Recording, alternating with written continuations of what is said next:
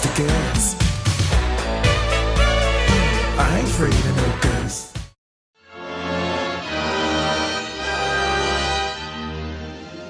We died for a thankless collective of individuals. Now, we return to seek vengeance.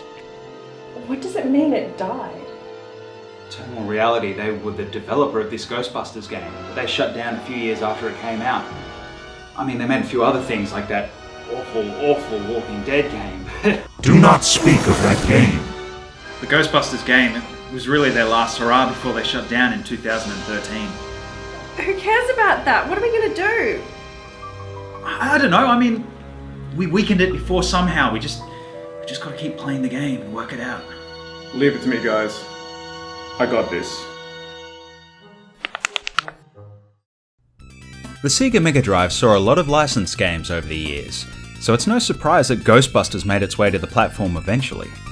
Released in 1990, it came after Ghostbusters 2, but actually follows its own storyline situated between the first and second film.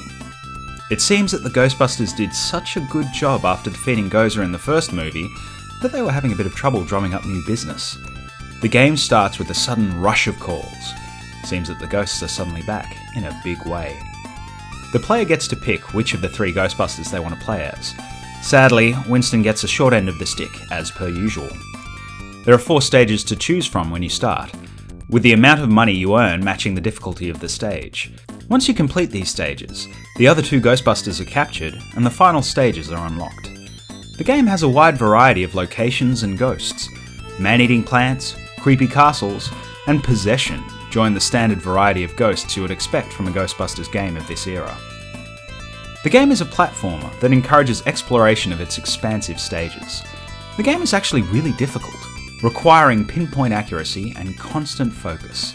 It doesn't take many hits for your chosen Ghostbuster to bite the dust, so you really need to constantly be on guard for enemies, especially those with odd movement patterns.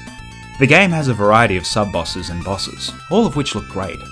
You'll eventually need to capture the ghosts by guiding them over the trap with the beams. Although this is obviously a staple of Ghostbusters games, it is nevertheless well done here, and helps to break up the game from the standard platforming gameplay. It certainly looks nice. The Ghostbusters are colourful and cartoony, with the big-headed sprites allowing the great facial expressions to shine through. The stages look a bit dated and basic, but considering this was a fairly early 16-bit title, it's understandable. The music is decent, but the important thing is, they got the theme song right.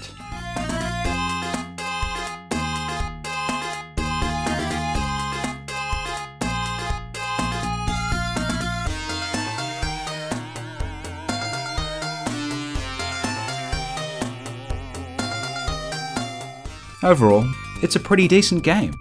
It's showing its age these days, both in the presentation and the game design. It's still worth a shot though. It plays well, and it's charming in its own early 90s way. That game is way harder than it looks. You get a couple of hits and you're dead. Plus, this is some very dated level design too. Can't see far enough ahead. Guess it's pretty good though. Hey, you put your controller down. What? You put your controller down, you can move. What did you do? I don't know. I kinda liked it. But wait, that's it. Don't you see? The ghost is trying to punish us, making us play this game and trying to make us hate it. But we're actually enjoying ourselves. It can't control how we feel about it. Yeah, come on, bring it on, Ghost. Oh, we've played Devil May Cry 2 before. How low can you go?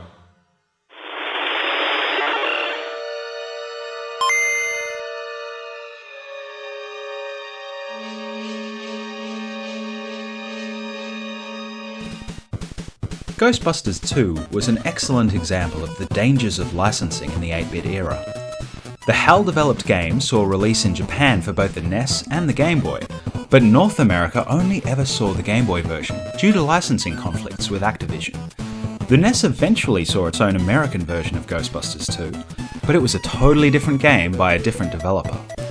So the Game Boy build is probably the most commonly recognised version of the game. This was probably for the best, as the simple gameplay is best suited to short bursts while on the move. Ghostbusters 2 is a top-down shooter, but with a twist. Right at the start of the game, you have to select 2 different Ghostbusters. From this point forward, they have to work as a team to battle the ghosts. The one in the lead uses the proton pack to shoot the ghosts, whilst the second Ghostbuster throws down the trap. It basically means that fighting each ghost is a 1-2 punch, requiring your Ghostbusters to be positioned correctly. This can become somewhat frustrating due to the control scheme. Lining up your Ghostbusters to actually hit the ghosts while battling can be pretty finicky. Worse yet, sometimes your CPU partner can get stuck on the environment for a few moments as they try to find their way around. If you cut a corner at an awkward angle, you may find yourself partnerless at a crucial moment. It's not game-breaking, but it can be incredibly frustrating. The game uses simple sprites and environments that reflect the game's age. It's not a bad-looking game, but it certainly isn't terribly memorable either. At least the Ghostbuster sprites look somewhat identifiable, even on the small screen. The music is similarly cute, with the theme song being a particularly groovy version.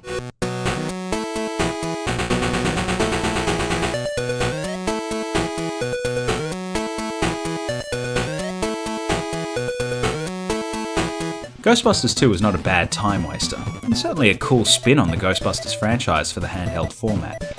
It's probably a good thing that it's mostly known as a portable title though, since it definitely suits the handheld format a lot better than it does a console release. Ugh, this is so frustrating. Every level looks the same, and my partner keeps getting stuck on things. Yeah, it's pretty samey. It feels like one of those early gen puzzle games where you just kind of push boxes around. Doesn't exactly scream Ghostbusters. Yeah, but I kind of like how you have to play as part of a team. Yeah, that's true. I also like the character design. The characters look pretty good, despite the boring background. Yeah, the music sounds really good for a Game Boy. I just like how hard it is. It feels really old school. And I can play as Winston. Well,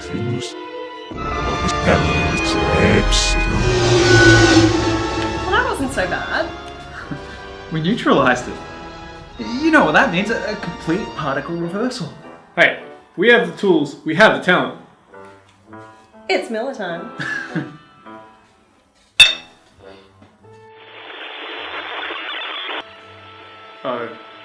Guys?